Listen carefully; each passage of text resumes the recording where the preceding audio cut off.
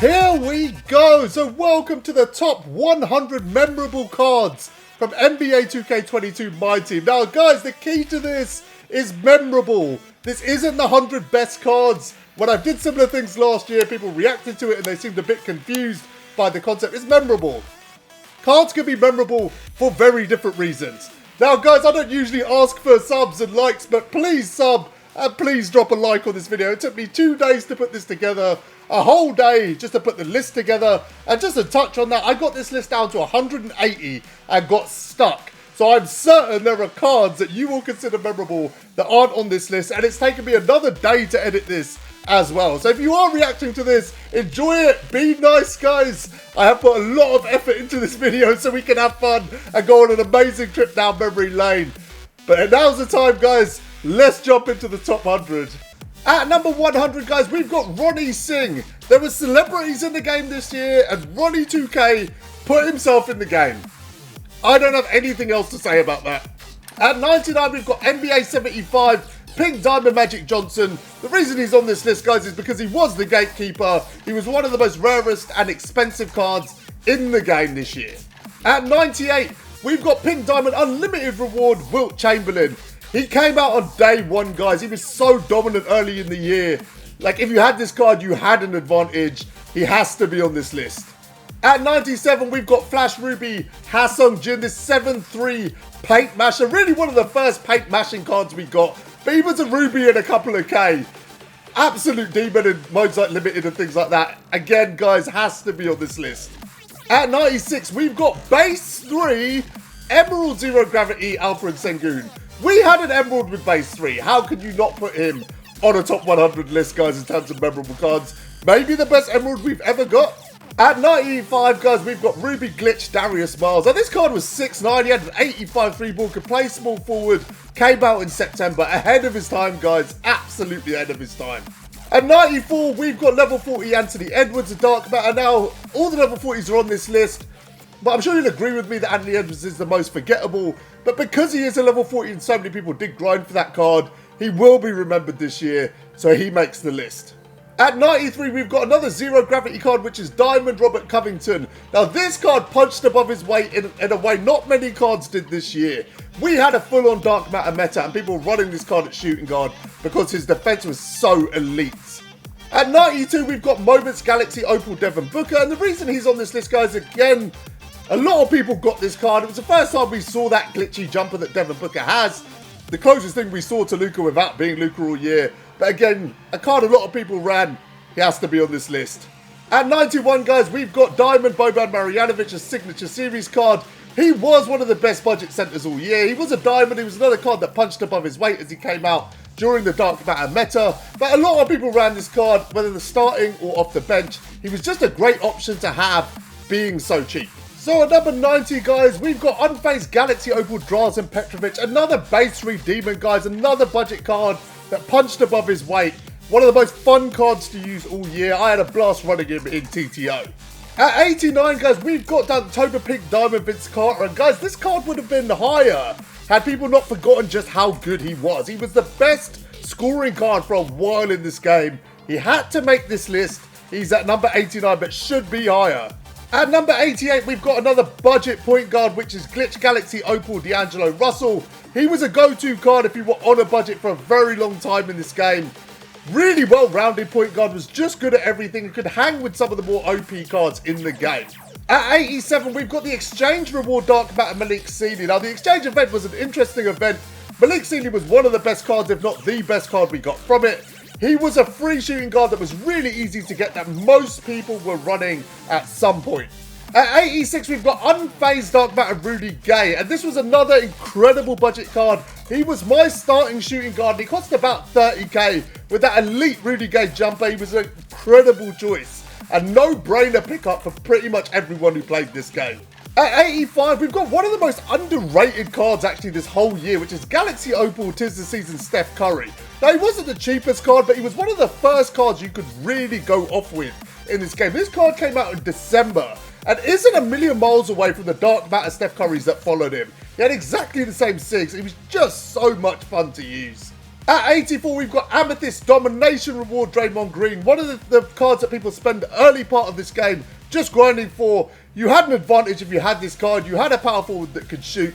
Most people tried to get this card, and like I said, if you had him, you had an advantage. 84 is Draymond Green.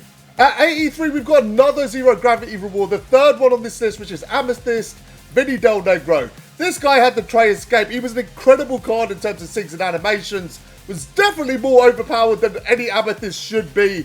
But was one of the first cards we really got that we could have fun with in this game when it came to SIGs and animations. At 82, we've got Power Within Diamond Bol Bol. Now, I have to say he's the only Bol Bol on the list, because I think the Dark Matter Bol Bol wasn't memorable, certainly as memorable as he was in previous years. But the Diamond absolutely was. This guy had an 89 3 ball. He was basically a Galaxy Opal at worst. One of the most overpowered diamonds we saw in the game all year. So the Dark Matter doesn't make the cut, but the Diamond absolutely needs to be on this list. And at 81, we've got another level 40, guys, which is Dark Matter Ray Allen. Now, if he didn't get the Evo, I think he would have been even lower on this list. He still would have made it because, again, level 40s, everyone gets them. They need to make the list. They are memorable cards, all of them. But Ray Allen gets a little bit of a boost because of the Evo he got later in the year, which made it a more fun card to use. Okay, so at number 80, we've got Diamond Token Reward Kyrie Irving, who was available day one. The reason this card is on here is probably the most sought after point guard on the day the game dropped. And people ran him for a while. He had like the Zach LaVine Escape. He had signatures and animations that could get him open and had a decent jumper to go with it. Probably the best point guard that was available at the start of the game. At 79, we've got TT Offline Dark Matter Arvidas Sabonis. Now, this guy was an absolute beast. He was very sought after. I would say when he dropped, most people made playing TT Offline a priority because they wanted this card. He gave you a huge advantage and he was an incredible card for a free card. Probably the best TT Offline reward we got all year.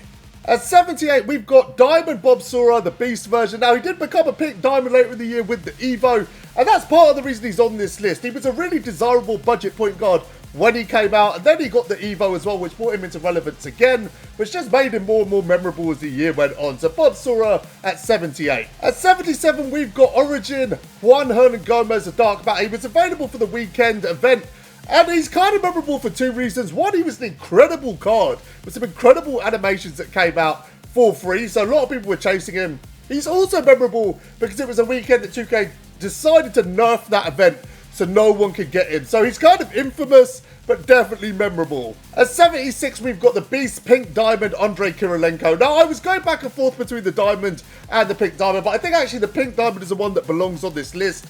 He had so much longevity in this game, guys. I ran him at power forward for ages. When he became dated at power forward, he became my small forward and just kept running.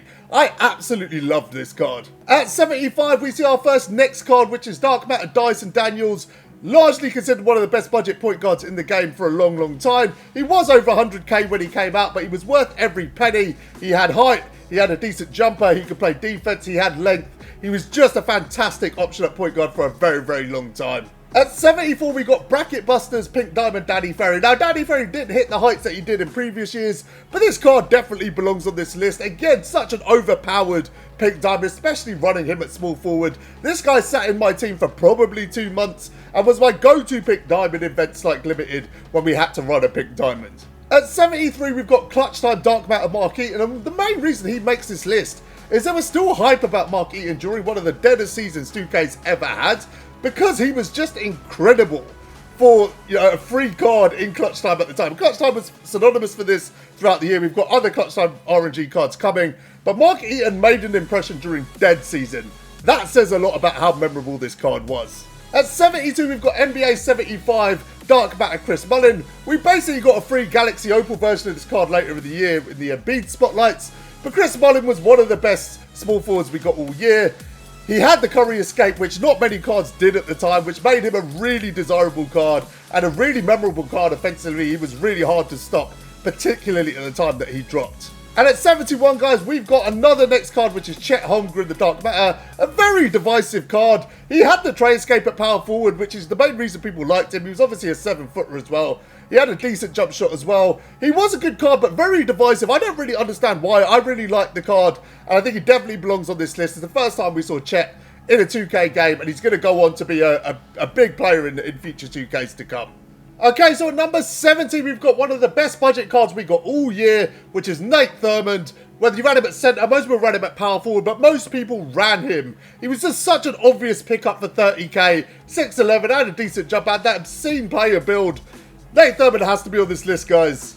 At 69, we've got Pink Diamond, fan favourites Thon Maker. Now, this card was a bit slept on. I think he is memorable. Anyone who had him, I had one with like 45 halves. And he ran in my team again, guys. Another card that ran in my team for 2 or 3 months at power forward. Thon didn't hit the heights of previous years either. His Dark Matter isn't on this list, but his Pink Diamond was absolutely incredible, especially when you ran him at small forward. At 68, guys, we've got Alter Ego Masked Pink Diamond Dolph Shays. One of the most popular cards that came out of the Alter Ego set. Maybe the second most popular card. But again, just a really overpowered power forward. He's only 6'8", but he didn't play like it. Really desirable. By many considered the best power forward in the game at the time, and definitely a memorable card, and one of the cards that really highlights that masked concept. And at number 67, guys, we've got Glitch Diamond Trae Young. Again, one of the most fun cards to use, using that Trae escape, the Trae behind the back, the Trae leader knocking down 4-pointers in clutch time. What an incredible card this was. One of the most fun cards to use all year without question. At 66, we've got Triple Threat Online Reward Diamond Pool Silas. Again, a must-have card, guys. 6'7", had an okay 3-ball, could get the job done, but had the badges that you wanted in Interceptor, Intimidator, etc. Was the must-have small forward of the time and really got people grinding TTO to get this card. At 65, we've got Pink Diamond Iced Out Terry Dishinger. Now, Terry didn't hit the heights of previous years either, but his cards were still fantastic this year. The Pink Diamond in particular still had that Rudy base, still had incredible stats, still had incredible badges, and was like a must-have in 250k as well. Terry was still elite, just didn't hit the heights of previous years. Still memorable. At 64, we've got Dark Matter Galactic Bobby Jones. Very simply put, guys, he was free, he was available in one of the weekend events, and he was one of the best defensive cards we got all year. Even looking at his defense at the end of the year, he still can compete with endgame cards. At 63, we had Mystic Ruby Wang Zhizhi, who was so overpowered for when he came out. He came out in November, 7 foot height, 7'4" wingspan, and had an 89 3-ball. One of the first, if not the first, elite stretch big in this game, and he was a Ruby. At 62, guys, we've got an endgame card. It's Chris Webber, the Dark Matter. Guys, there's only one viable endgame card on this list, but this Chris Webber, this endgame card has to make this list, because objectively, it was the best free card we got all year, guys. There wasn't even a card in Season 9 that was better than Chris Webber. Jump shot 110. He's 6'9", but moves like a guard. I've got every endgame card, and he's still my starting small forward. Chris Webber is the best free card we got in NBA 2K22. At 61, guys, we've got Galaxy Opal Power Within Reward Ralph Sampson. Now, he was a free card. He was 7'4", 7'8" wingspan. He could shoot the 3. He was a free card. Everyone ran him at some point. Everyone had this card. He has to make this list. At 60, we've got level 40 Galaxy Opal Allen Iverson. Now, Iverson wasn't the best level 40 reward we've seen all year. I know a lot of people had fun with this card, but at the end of the day, he was memorable. There's definitely cards that are more memorable. There's cards that have come before him in terms of level 40. I think this is a good spot for AI. At 59, guys, we've got Pink Diamond Beasts Kristaps Porzingis. For me, one of the best centers we saw in the game all year. This was a Pink Diamond that could hang with the likes of level 40 Yao. Another card that ran for me for absolutely ages. I love this card. And if this was like the best cards, he'd be way higher on this list. At 58, we've got Amethyst Dunk Tober Josh Smith. Now, we all remember how good this card was. The crazy thing about this card is he could shoot the ball a little bit. He had a 74 3-ball, I think. But at the end of the day, guys, people were running this card at centre. He was 6'9". I ran him at power forward. But he was the first choice centre for a lot of people. He came out the 1st of October, way ahead of his time. And all the other Josh Smith cards were good. I just think this was the best one for the meta at the time. At 57, we have Draft Reward Pink Diamond Glenn Robinson. Now, he's the only Draft Reward that's going to make this list. But here's another contender for the best card on day one, guys. He was 6'7", 7'1" wingspan. He had an 83 3-ball. He could play small forward. Like, he really was that guy, guys. He had incredible badges as well. He just was that guy on day one. One of the most sought after cards when the game dropped. Memorable and the only draft reward that was worth anything this year. At 56, guys, we have Flash Amethyst Kawhi Leonard. Now, this card, again, was ahead of its time. Came up really early in the middle of September. and could hold its own probably until we got to November. 6 weeks of longevity. He had the defensive badges you needed at the time where very few cards did. He could shoot the ball as well. As always with Kawhi, he's a cone at the end of the day, but this was the elite cone for the meta at the time. At 55, guys, we've got Galaxy Opal Beast Giannis Antetokounmpo. And it wasn't the year for Giannis, let's be honest. It just wasn't the year for Giannis, but this was the first Giannis we got that could shoot. He had a 76 3-ball, so you could boost that with a coach and a shoe. We had, coaches with 8 overall boosts. So he was the first Giannis that could shoot, which just has to put him on this list because of his defense as well. Giannis is Giannis at the end of the day, guys. He's never going to be a bad card. I would have liked to see a better Giannis. This is the highest Giannis on this list. At 54, we've got Amethyst Token Reward Surge Backer. Another card that came out on the first day, guys. He was available. And he had an 85 3-ball. He was 6'10", 7'4" wingspan with an 85 3-ball on day one. He was an elite card. He was must-have, and he ran in my team for a very, very long time. He ran at center initially. I moved him to power forward. He had longevity. What a memorable card this was. At 53, we have a card that was screwed over at the end of the day. We have Diamond TTO Reward Steve Francis. You had to win 10 games of TTO in a row to get him. I love this card. The reason he was screwed over is he should have been way higher on this list. The only reason he's as low as he is because they patched his dribbling 5 days after he came out because he was so overpowered. Has to be on this list. Extremely memorable card. Forced a change in the game. At 52, we've got Unlimited Reward Galaxy Opal Cincinnatus Power. The first time we saw Cincinnatus Power in the game, one of those cards that has been dropped this year for the first time ever, and now he's a household name when it comes to 2K. He had Dante X and base, that's all that needs to be said. An incredible, incredible card. And before we get into the top 50, the last card is level 40 Pink Diamond KG. Now, KG was good, he wasn't amazing, but he had a lot more longevity than I think people tend to remember. His badges were decent. His defense was elite. Offensively, he didn't offer much. But he was a very important card for a very long time and had a lot of longevity. Like I said, more than people seem to remember. So as we move into the top 50, guys, the concept really does start to make sense because we've got Pink Diamond, Tis the Season, Kawhi Leonard. Now, if this was the top 100 best cards in the game, he would be even higher. The problem is I just don't think he's remembered as much as he should be. As I said, guys, Kawhi is a cone, but this was the best Kawhi we saw all year, I think, for the meta at the time. He was elite defensively, and offensively he could get the job done as well. Absolutely fantastic card for the time. At 49, we've got Dark Matter Clutch Time Albert King. Another card that people really obsessed about getting. One of the first Clutch Time rewards, probably after one other, which is higher on this list, that people really, ground out Clutch Time continuously trying to get this card. His defense was elite. His offense was decent as well. Absolutely love this card. He ran for me for a very, very long time. Albert King at 49. At 48, we've got the best card from the Alter Ego Mask set, which is Pink Diamond KD. Again, really underrated. A card that's not really remembered in the way that it should be. He was incredible for the time that he came out. And I think the best KD for the meta at the time. The 75th anniversary one was good as well. He's not on this list. The Pink Diamond Alter Ego Mask one is the one that needs to be on this list because he was the best small forward in the game when he dropped. Now at 47, we've got Supernova Diamond Denny Avdia. One of the most overpowered diamonds that we got all year. Probably the most overpowered diamond we got all year. He was just elite, guys. At 6'8", for a diamond, he was incredible. Now, in my opinion, this card was overhyped. But he was hyped to the absolute moon, which means he has to be on this list. Because there's no denying Denny was memorable. At 46, we've got a Sapphire Glitched Duncan Robinson. One of the first cards that came out in this game that was a real sniper.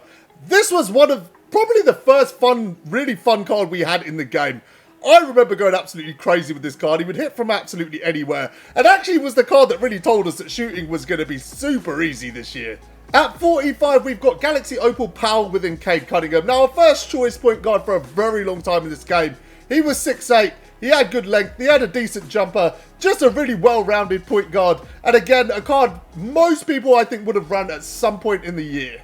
At 44, when it comes to cones, I think we got the best cone we had all year, which was Power within Scottie Pippen, the Galaxy Opal. This card ran for me for ages. 3 months maybe.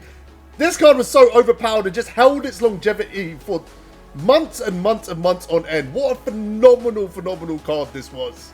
At 43, we've got an Amethyst, which is Power within Isaac Bonga. Listen, he was 6'8". He came out in the end of February. We were in like late Galaxy Opal, early Dark Matter meta, and Isaac Bonga dropped out of nowhere. He could play point guard, and people were running him. He's another limited demon. People ran him probably until the end of the year in that mode. You can't deny it. Isaac Bonga's a very, very memorable card. At 42, we've got glitched Ben Simmons. Now, again, like with Giannis and some of the other cards that came before, it's not been the year for Ben Simmons. This card is basically on this list because of his defense. I think he was actually undervalued. He will be memorable, but he was undervalued because of his defense. He was the best defensive point guard in this game for months. It can't be denied. Offensively, he just wasn't it. He didn't really move very well. But just for his defense alone, he will be remembered. At number 42, Glitch Ben Simmons. At number 41, we've got the only buyable endgame on this list, which is Taco 4. Now, there is going to be two strong reactions to this. One is he shouldn't be on this list because he came out way too late. The other one, he should be higher on this list because he's the best card in the game. To be honest, I think this is a right spot for him. I think both of those things are true. They kind of cancel each other out. The truth is, if we'd had content when Taco 4 Endgame had dropped, this card would be way higher on this list. But the truth is, when this card came out, the game was dead. But I have to put him on this list because he is the best card we got this year. And a reminder, guys, he is the only viable endgame card on this list. I don't think any of the other endgames need to be on this list because the last two seasons have just not been memorable in any way, shape or form. Breaking into the top 40, we've got Pink Diamond Glitch John Wall. A go-to point guard for many people at that point in the game. He came out mid-November, which was very early to get a card this good. Really well-rounded. 6'4" was a decent height for the time. He could play decent defense, but offensively he was just a demon. At 40, well-deserved, in the top 40, Glitched Pink Diamond John Wall. At 39, we've got Dunktober Amethyst Donovan Mitchell. Now, he was one of the few Dunktober cards that could actually dunk the ball.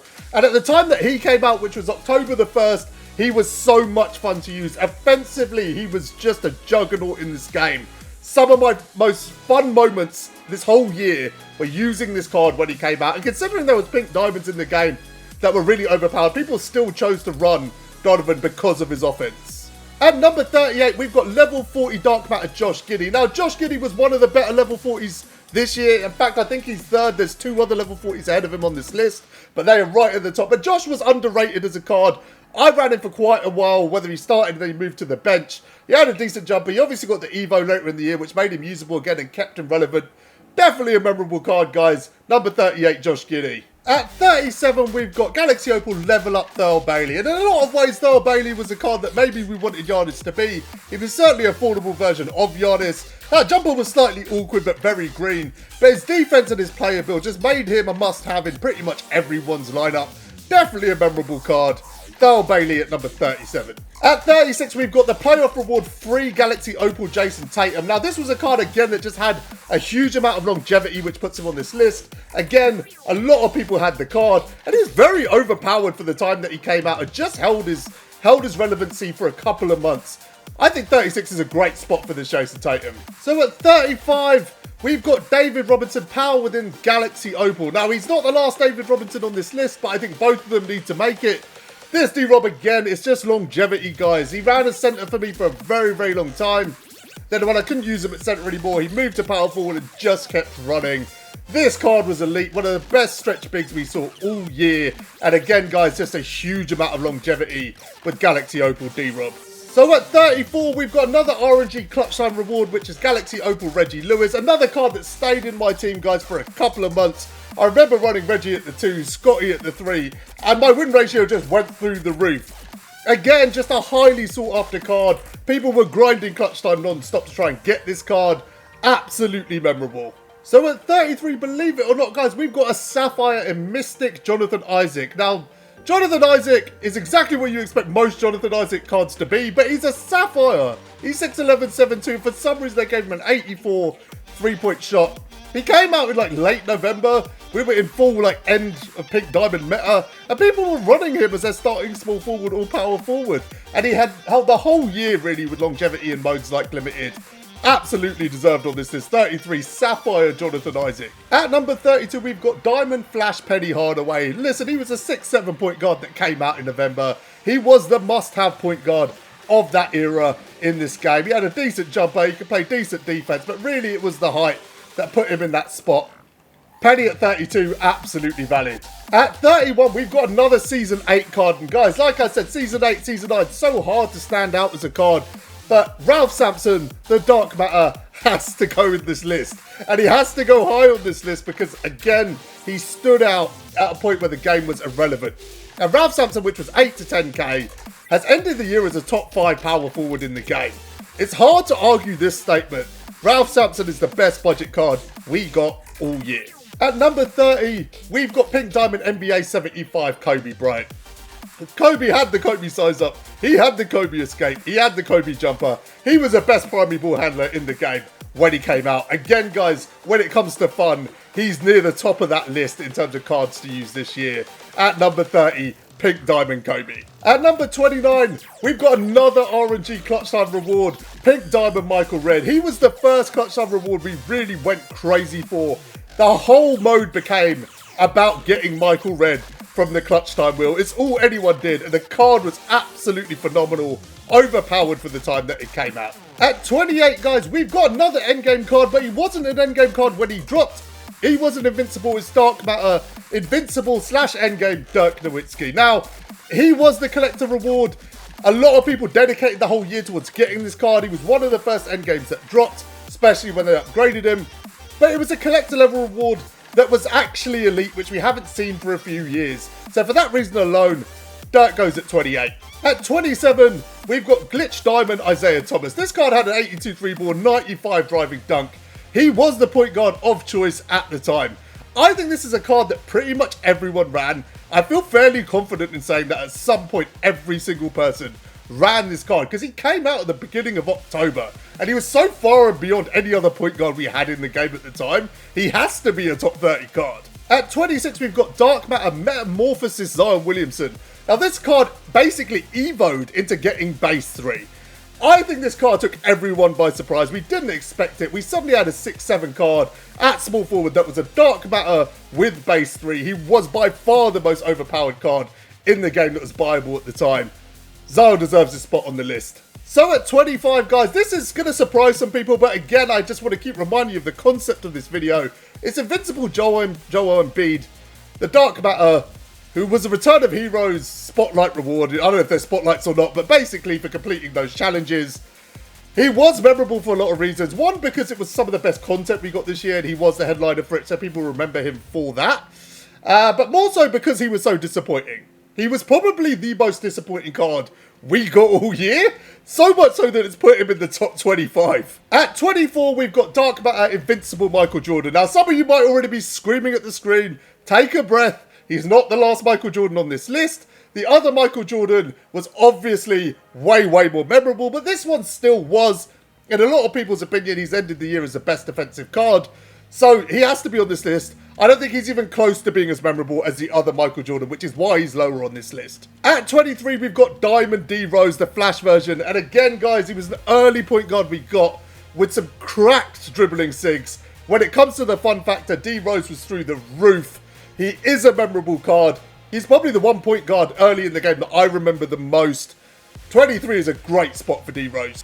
At 22, we've got Manute Bol, the Return of Heroes Galaxy Opal. Now, this card was so memorable that it overrode the headline card, which was Joel Embiid.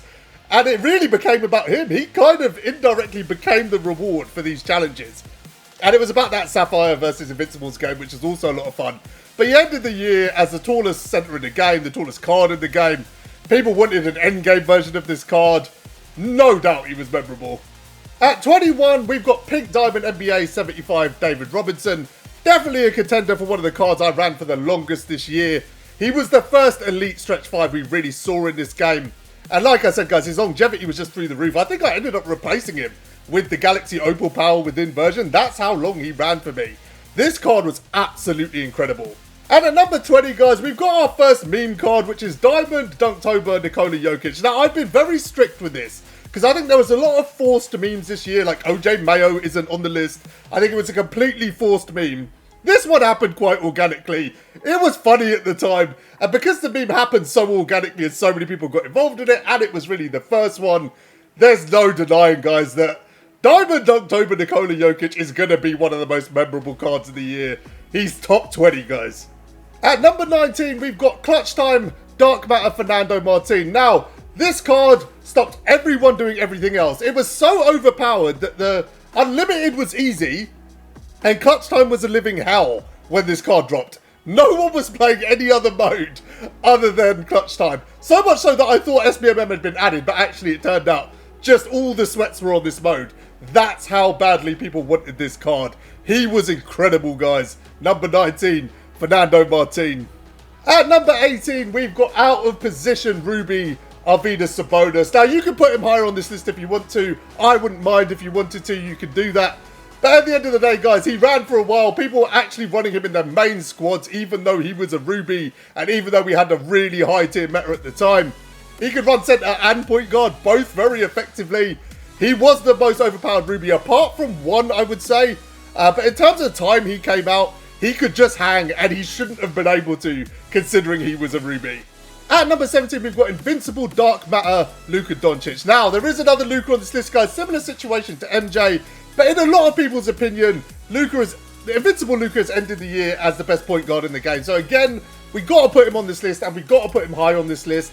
The only reason he's not higher is he's not the most memorable Luka. That card is still to come. So at number 16, guys, and you can say what you want about this Yao versus previous years, but this Yao came out in April, guys, and he was a must-have card basically until Endgames came out. You cannot deny that he was a memorable card. A significant portion of the community ran him, and I think because of the endgame drop as well, even more people got this card. Like, at some point in the year, anyone could have run this card if they wanted to, but he was so dominant. We didn't have Taco at the time that he dropped. He was that guy. His shot was incredible. Obviously, he was a glitched card. He has to be on this list, guys, and he has to be high on it. He's at number 16, and I think it's fair. At number 15, we've got a Ruby, guys. We've got Ruby Marcus Smart. Now, whether that's you running him as a point guard in November when he dropped, even though he was a Ruby because he was the best option, whether it was because he was one of the first well-rounded point guards that had like interior defense, whether it's because people qualified for 250k running this guy as their primary point guard, or whether you used him all year in Limited because he was the best defensive point guard you could run, Marcus Smart, the Ruby glitch version, is going to be one of the most remembered cards from NBA 2K22. At number 14, we've got Unlimited Reward Bob Netalicki. Now, guys, this guy was a template for 50% of endgame cards. He was the first card we got with Set Shot 25. One of the sweatiest Unlimited seasons we've ever seen.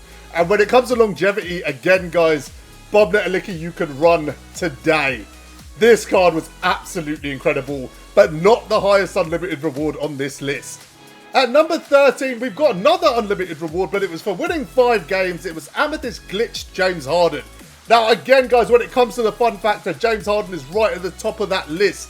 Again, a card I ran for a very long time. Again, a card I ran with a much higher tiered meta. This card was just so much fun to use. He's responsible for like 2 unlimited runs that I did as my primary ball handler. The Harden behind the back. He was one of the glitchiest cards when it came to moving, getting open. What a phenomenal card. And he was free, guys. Pretty much everyone should have had him. At number 12, we've got Endgame Wilt Chamberlain. Now, when it comes to endgame cards, guys, he's the highest endgame on this list. Again, there's only one viable endgame on this whole list, which is Taco.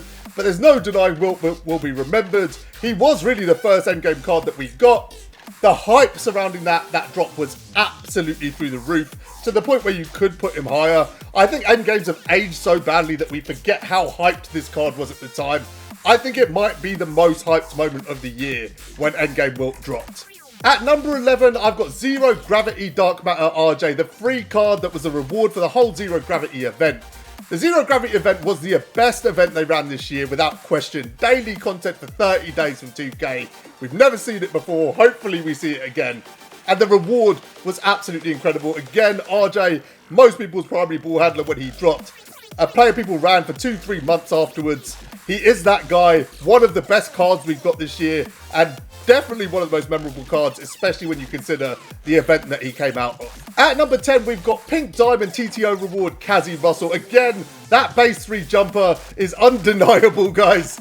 It was the season of TTO. It was the mode that everyone played that season. This was a must-have card and an absolutely elite primary ball handler for the time that he came out. So at number 9, we've got Galactic Dark Matter Taco 4. Now, this card came out in May, But basically, until the end games dropped, he was a must-have card in your collection. He was a cheat code. If you didn't have Taco, if you had Yao, the glitch Yao, you maybe could have stopped him.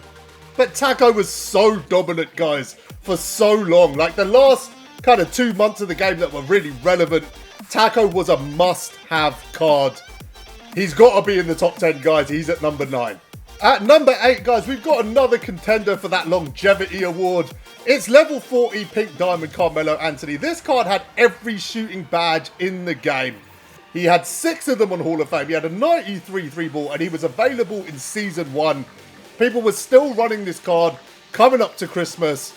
Undeniable, guys. A great start from 2K, as they always do. The first level 40 reward is always rewarded really, really heavily, and they did the same thing this year. At number 7, we have another cheat code in this game, guys. On September the 17th, 2K dropped a Dikembe Mutombo with an 83 3-ball. Like I said, guys, an absolute cheat code. If you had this card, you were very, very likely to win every game that he played in, unless you ran into him as well. One of the craziest drops we've seen all year. And if you have forgotten, go back and remember, because this card was broken. 1 week into the game coming out, this dropped. At number 6, we've got the highest level 40 reward in this list, which is Galaxy Opal Yao Ming.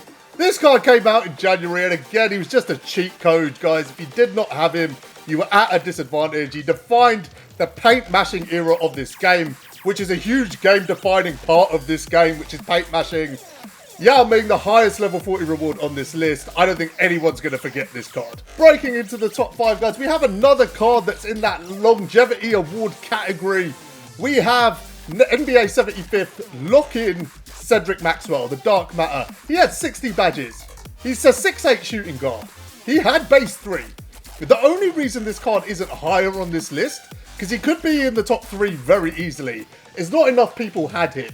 But it's undeniable, guys, that a card that came out on March the 8th that's still usable now.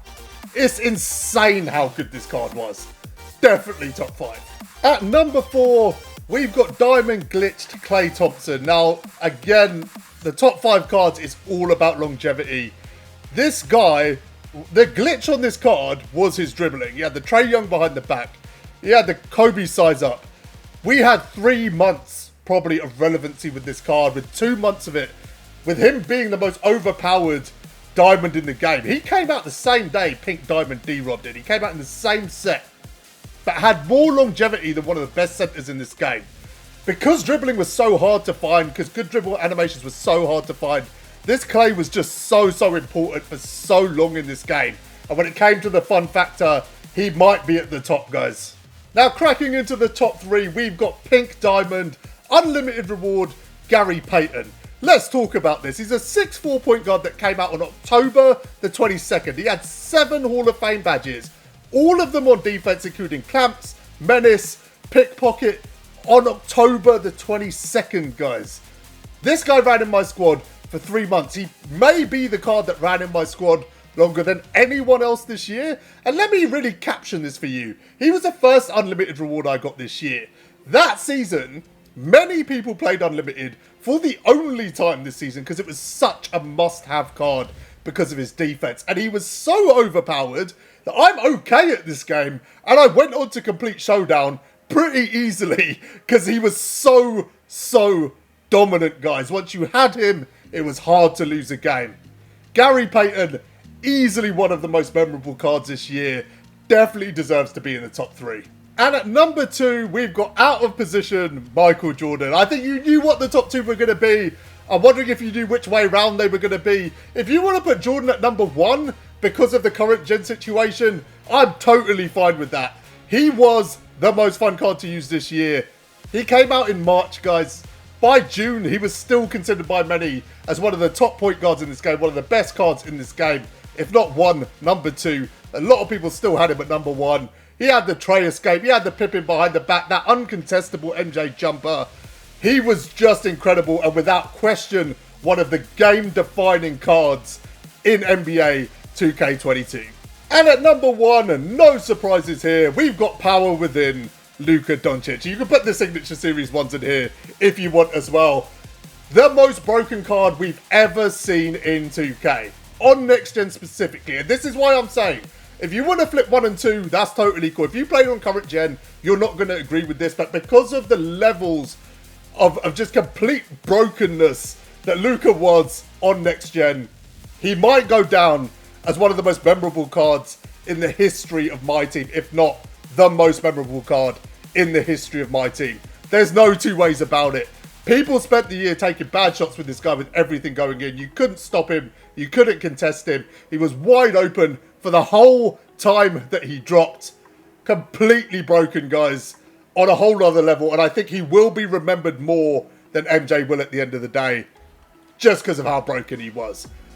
Guys, that is the video. We have gone through 100 of the most memorable cards in my team in NBA 2K22. Now's your time to shine. So like I said at the start of the video, whether you agree, whether you disagree, whether you think I've got cards too high, cards too low, whether you're literally throwing a tantrum right now because of something you disagree with that strongly and feel that passionately about, now's the time to drop it in the comments. Let me know what you think. That's the video, guys. I hope you've enjoyed this trip down memory lane with me. Until next time, thanks for watching.